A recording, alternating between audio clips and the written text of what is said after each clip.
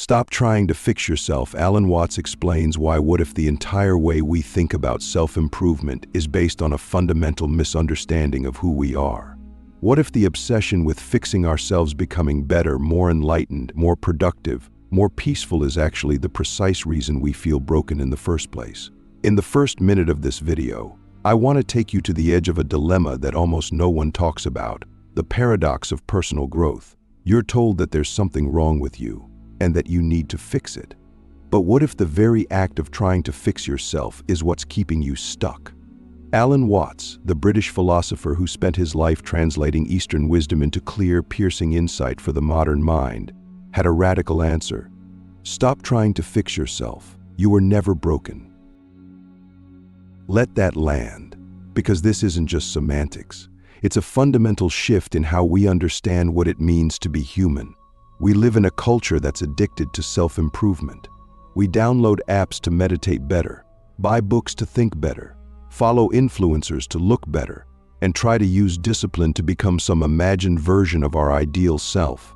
We treat ourselves like projects under construction, constantly tweaking, optimizing, and upgrading.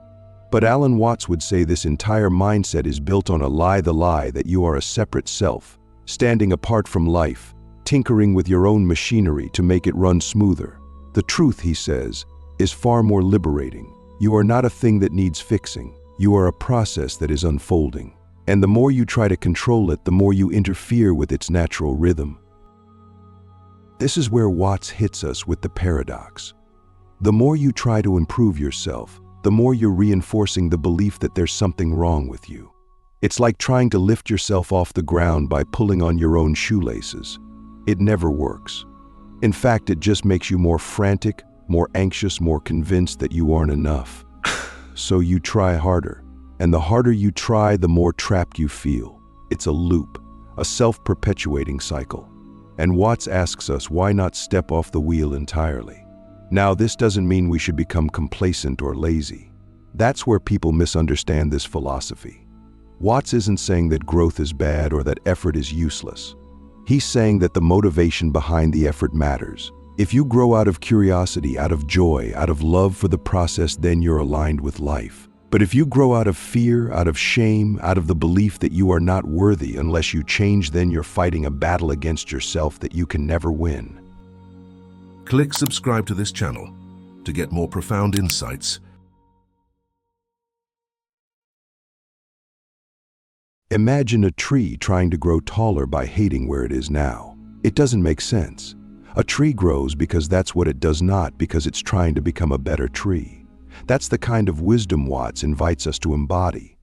He reminds us that we are nature, not separate from it.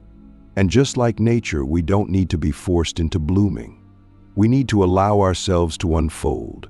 The irony is that real change only comes when you stop trying to change. Real peace only arrives when you stop chasing it, because the chase itself implies that it's not already here. Let me ask you something uncomfortable. What if there's nothing wrong with you? What if every part of you, even the parts you judge, fear, or try to hide, is part of a larger pattern that's working itself out in ways you can't yet understand? What would it feel like to stop resisting your own experience? To stop trying to escape the person you are in this moment? Not to surrender in defeat, but to surrender in trust. That life knows what it's doing through you. Watts tells us that the ego, the little voice in your head that says I should be better, is just a mental construct. It's not who you really are. It's like a wave thinking it's separate from the ocean. The wave believes it has to manage itself, control itself, fix itself. But the wave is the ocean, always has been. You are not a skin-encapsulated ego, Watts says. You are the universe playing a certain game, expressing itself in a particular form for a little while. So when you try to fix yourself, you're actually resisting the very flow of life that is you. This is not just philosophy. It's a practical shift. Because once you stop trying to fix yourself, something strange happens. You become more present. You stop living in a future where you're finally enough, and you start actually living. You listen more. You breathe more.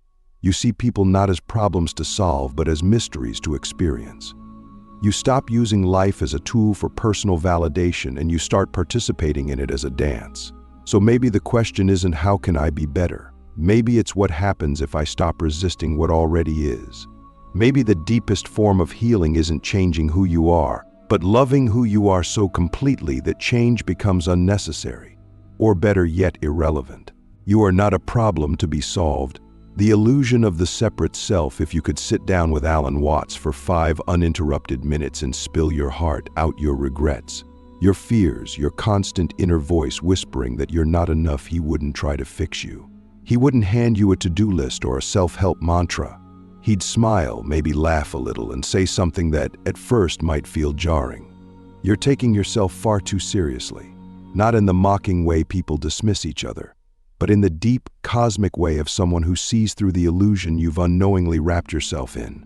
Because the illusion is this, that you, this isolated, anxious, striving little self, exist apart from everything else, and that your job is to make this you better, cleaner, more spiritual, more worthy.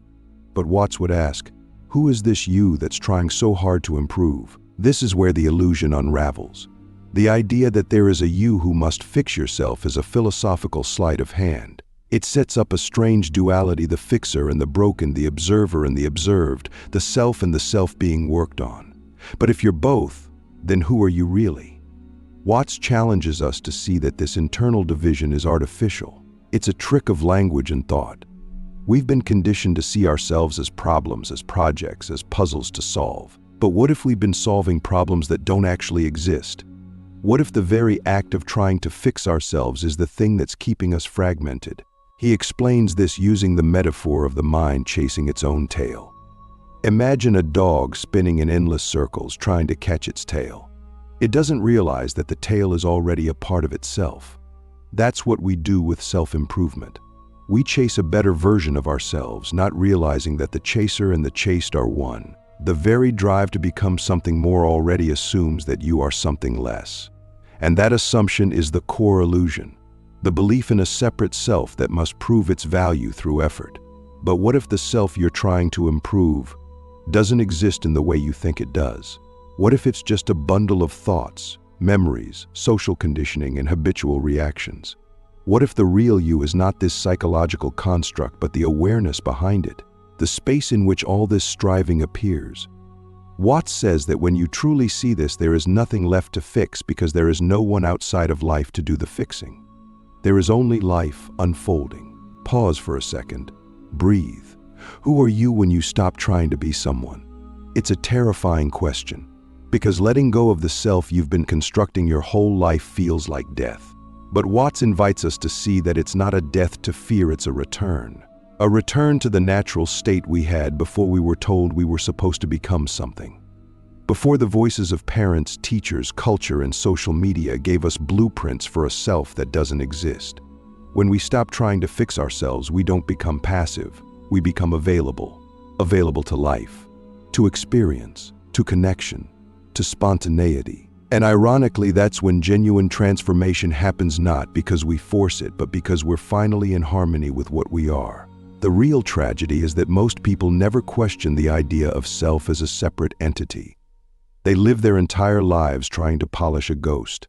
They seek validation from others, from achievements, from spiritual attainment, always believing that if they just work hard enough, they'll finally be okay. But Watts flips that logic on its head. He says, you're not a drop in the ocean. You are the entire ocean in a drop. You are not in the universe, you are the universe, playing a temporary game of pretending to be you. So, stop trying to fix yourself. Instead, become curious. What is this moment asking of you? Not what should you be, but what is. What happens if you see yourself not as a problem, but as a process? Not as a machine to be optimized, but as a mystery to be experienced? Let that question linger. It might just change everything. The freedom of surrender, why letting go is the path to wholeness. There's a strange, almost blasphemous truth that Alan Watts returns to again and again, a truth most of us resist until life breaks us open. Control is an illusion. We think we're steering our lives like captains at the helm, charting a course, making decisions, managing outcomes. But deep down, we know we feel the truth clawing at the edges of our certainty. We are not in control, not really. The body ages without permission. Emotions appear without warning. Thoughts rise uninvited. And life? Life crashes in like a wave, sometimes gentle, often violent, always unpredictable. And yet we cling to the idea that we can fix ourselves, manage our minds, master our destinies if only we try hard enough. But Watts asks, what if the way out is not through more control, but through surrender? Not surrender as in giving up or becoming passive or letting life trample us, but surrender as in alignment, a deep, grounded willingness to trust the current of life instead of constantly swimming against it. Watts compares it to floating in water. The more you struggle to stay afloat, the more you sink. But when you relax, when you trust the water to hold you, you float. It's a perfect metaphor for what surrender really is. Not weakness, but wisdom. Not defeat, but freedom. Because the moment you let go of the need to control, you stop being at war with reality. Think about how much of your suffering comes not from what is, but from your resistance to it. You're not just sad, you're ashamed of being sad. You're not just anxious, you're anxious about being anxious. You feel pain, and then you build a second layer of pain around it, trying to reject it, push it away, fix it. But what would happen if you stopped resisting? What would happen if, just for a moment, you allowed yourself to feel exactly what you're feeling without judgment, without analysis, without a plan to escape? Watts tells us that this kind of surrender is the only real path to peace. Because peace isn't something you achieve. It's something you notice once you stop interfering. The ego wants to earn peace. It wants to deserve it. But life doesn't operate on merit. It operates on rhythm, on flow, on balance. And the more you try to force it, the more you interrupt it. He says it beautifully. Muddy water is best cleared by leaving it alone. Sometimes the most powerful thing you can do is nothing. Not out of apathy, but out of trust. Because you are not separate from the intelligence of the universe. You are not a stranger here. You are not a mistake to be corrected. You are an expression of the same force that grows trees, spins galaxies, and breathes life into everything. So why do we cling so tightly? Why are we so afraid to let go? Because surrender requires us to confront the terrifying possibility that we're not who we think we are. That the story we've been telling ourselves about our identity, our wounds, our goals is just that, a story. And surrender demands we drop the pen.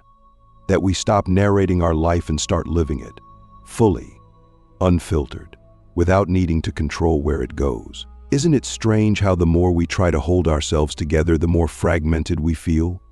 And yet, when we finally let go, when we cry, when we collapse, when we admit we don't know what we're doing, that's when something real breaks through. That's when we touch wholeness. Not because we become perfect, but because we've stopped pretending. So why do we cling so tightly? Why are we so afraid to let go? Because surrender requires us to confront the terrifying possibility that we're not who we think we are. That the story we've been telling ourselves about our identity, our wounds, our goals is just that, a story. And surrender demands we drop the pen, that we stop narrating our life and start living it, fully, unfiltered, without needing to control where it goes. Isn't it strange how the more we try to hold ourselves together, the more fragmented we feel? And yet, when we finally let go, when we cry, when we collapse, when we admit we don't know what we're doing, that's when something real breaks through. That's when we touch wholeness. Not because we become perfect, but because we've stopped pretending. The game of being, why you are already what you're looking for. Imagine spending your entire life searching for something you already have. That's the ultimate irony Alan Watts reveals about the human condition. We are always seeking ourselves, not realizing we've never truly been apart from what we're looking for. We chase happiness, peace, enlightenment, love, purpose, and meaning like distant stars, always just out of reach. But what if we're chasing a reflection in water? What if the very act of searching is the thing that keeps us from seeing that we're already home? Watts calls this the game of being, and it's a game we've been playing so long we've forgotten it is a game. You see, from the moment we're born, we're taught to believe that life is a problem to solve, that we are incomplete fragments looking for something to make us whole. We internalize the idea that we are not enough unless we succeed, unless we improve, unless we transcend our flaws. And so we spend our days climbing ladders that lead nowhere, hoping that one more achievement, one more book, one more insight will finally make us feel real. But Watts says the truth is far simpler. You are already it. You are not a seeker looking for the self. You are the self pretending to be a seeker. This doesn't mean that life is meaningless or that growth is irrelevant. It means that the foundation is already complete. The search for enlightenment, for wholeness, for peace, it's not about getting something new. It's about remembering what you already are. And the remembering happens when you stop running. When you sit still, not to be productive, but to be. To feel your own existence without needing to comment on it, fix it, or label it. In that stillness, something profound emerges, not from outside, but from the very core of your being. A quiet knowing that you are already what you're looking for. But here's the catch: the ego hates this truth, because the ego's entire identity is built around the idea of becoming. The ego says, if I just do more, become more, achieve more, I'll finally be worthy. But Watts exposes this as a trick of the mind. He says the ego is like a mirage. You can chase it, but you'll never catch it. And the more you chase it, the more distant your peace becomes. This is why so many people spend their lives climbing spiritual mountains, only to find there's nothing at the top but themselves. So what's the alternative? Play the game, but know it's a game. Set goals, but not because you need to earn worth. Do it because you enjoy the dance. Explore growth, not because you're broken, but because growth is natural, like a flower opening to the sun. Take life seriously, but not too seriously. Because at the end of the day, you are not a separate self struggling through a hostile universe. You are life, playing a role, exploring itself from a particular angle. And when you realize this, truly realize it, there's nothing left to seek. There's only the joy of being. Let me challenge you with one final question. What if the answer isn't out there, or in the future, or in someone else's wisdom, but in the simple, silent recognition that you are already whole? Not in theory, not as an idea, but as a direct experience, right now, in this breath, with no need to change anything. Alan Watts didn't offer us formulas or fix-it plans. He offered us freedom, the kind of freedom that comes not from becoming something new, but from finally seeing what we already are. You can stop trying to fix yourself, not because you've given up, but because you've remembered the truth that every wise tradition, every mystical teacher, and every moment of clarity has always pointed to. You are it, and you always have been.